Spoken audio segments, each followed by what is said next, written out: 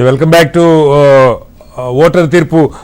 రాయలసీమ గురించి ఇప్పుడే విన్నాం ఏపీలో, అలాగే ఉత్తరాంధ్రలో కూటమి ఏ రకంగా పర్ఫామ్ చేస్తున్నది అనురాధ అక్కడి నుంచి మనకు అప్డేట్స్ అందిస్తారు.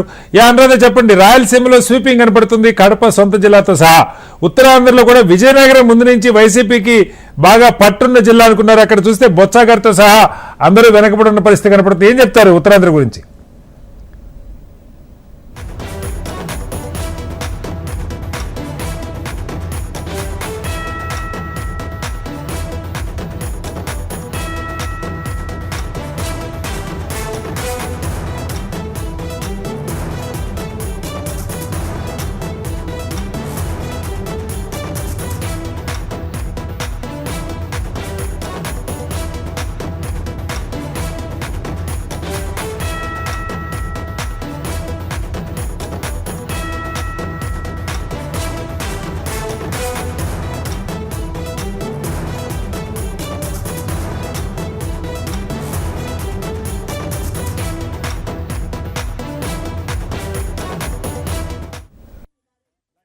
వెల్కమ్ బ్యాక్ టు అనురాధ, ఒకసారి చెప్పండి, ఉత్తరాంధ్రలో ఏ జిల్లాల పరిస్థితి ఎలా ఉంది? విజయనగరం వైసీపీ ముందు నుంచి కాస్త బెటర్గా ఉందని అనుకున్నారు, అక్కడ కూడా పూర్తిగా తిరగబడ్డట్టుగా కనపడుతుంది. ఏం చెప్తారు?